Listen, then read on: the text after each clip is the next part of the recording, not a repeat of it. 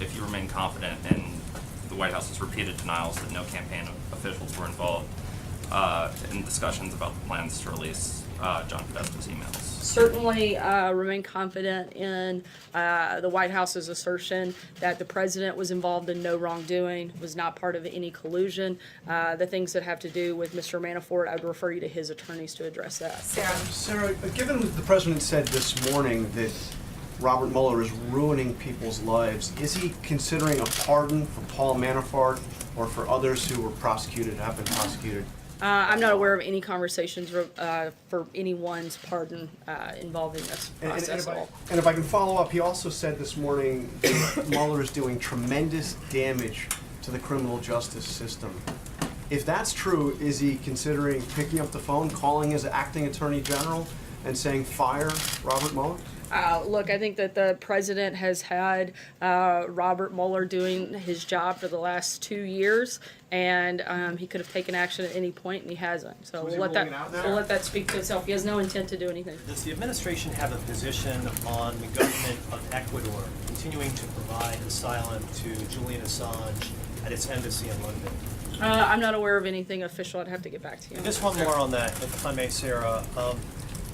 Will you, from the podium, call on the Ecuadorian government to confirm whether or not some sort of meeting may have taken place between Paul Manafort and Julian Assange at its embassy?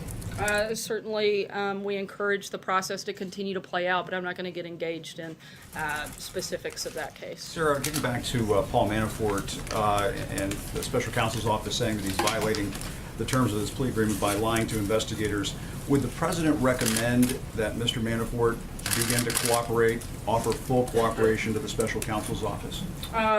We can only speak to what our role is in that process, and not only has the president, but the entire administration has been fully cooperative with the special counsel's office, providing hours and hours of sit-downs, as well as over 4 million pages in documents.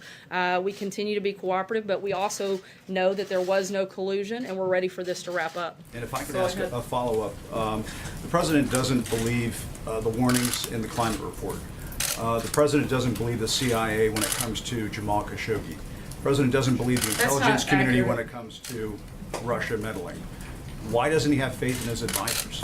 That's not true. The president has a great deal of faith in the intelligence community, and certainly in the team that he has assembled around him. However, I've addressed the climate report. There's really nothing else to add on that front. Khashoggi, you said that that was not true, that he doesn't believe the CIA. He said the other day, maybe MBS did, maybe he didn't, the Crown Prince. And we haven't seen definitive evidence come from our intelligence community that ties him directly to that. What we have seen is a number of individuals that we know are tied to that, and those individuals have been sanctioned. The people that we have no doubt about their involvement, we've taken action on. And as he said, we'll see what happens beyond that, and if there's more definitive information, we'll make a decision at that point. So the president tweeted at length yesterday about the Mueller report, asking if it's going to show both sides. What are his concerns about any forthcoming Mueller report? And is that report is supposed to be delivered to no one else but the Attorney General?